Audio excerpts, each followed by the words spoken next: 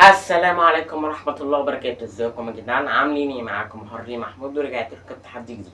بس قبل ما نشرح فكرة التحدي بتاعت النهارده اهم حاجة ما تنسوش تعملوا لايك وشير وسبسكرايب وتفعلوا زر الجرس عشان كل ما انزل تحدي يوصلك، وتصلوا على النبي تحت في الكومنتات. طب يا جماعة فكرة التحدي بتاعت النهارده هو تحدي انت وحظك. معني زي ما انتم شايفين احنا معانا حاجات كتير هنا، في منهم هدايا وفي منهم عقابات، واللي هيحدد انا هاخد ايه سواء هدية او عقاب هي العربية دي. طب يا جماعة المفروض ان انا هعمل العربية دي كده، لو وقفت هنا يبقى انا هاخد الحاجه اللي العربيه وقفت عندها.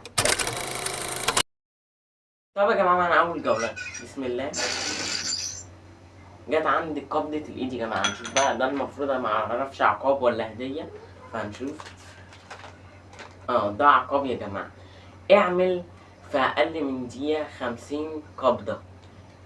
طب يا جماعه انا المفروض ده بالنسبه لي عقاب ان انا اعمل 50 قبضه في اقل من دقيقه. طب يا جماعه دلوقتي التايمر هيبتدي 3 2 1 1 2 3 4 5 6 7 8 9 10 11 12 13 14 15 16 17 18 19 20 21 22 23 24 25 26 27 28 29 30 31 32 33 34 35 36 37 38 39 40 41 42 43 44 45 46 47 48 49 50. كسبت يا جماعه كده، انا خلصت اول عقاب في اقل من دقيقه. يلا بينا. طب يا جماعه الجوله الثانيه بسم الله وقفت عند الفريسكا يا جماعه اهو. يبقى انا كده الفريسكا دي يعتبر هديه، فانا كده والفريسكا دي بتاعتي. طب يا جماعه معانا الجوله الثالثه بسم الله وقفت عند النضاره يا جماعه. دي بصوا يا جماعه دي نضاره شمس جديده، لازم اوريها لكم. بصوا يا جماعه بصوا بقى من ورا عليها ايه.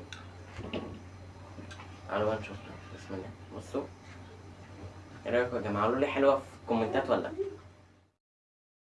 طب يا جماعه معانا الجوله اللي بعدها بسم الله. الملح يا جماعه، طالما وقفت العربيه عند الملح يبقى انا كده المفروض اكل معلقه ملح. طبعا هو حاطط لنا المعلقه دي فانا هاكل على قد المعلقه. تمام.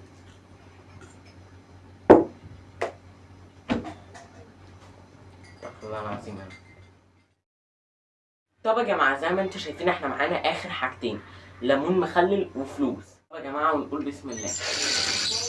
الحمد لله يا جماعه وقفت عند الفلوس. هو انا وديتها ناحيه الفلوس بس الحمد لله طلع لنا يا جماعه 200 جنيه. 200 جنيه الحمد لله. مش هاخد الليمون، كفايه اللي انا اتعاقبت. بس كده يا جماعه كان التحدي بتاع النهارده خلص. اهم حاجه ما تنساش تعمل لايك شير سبسكرايب وتفعل زر الجرس عشان كل ما انزل تحدي يوصلك.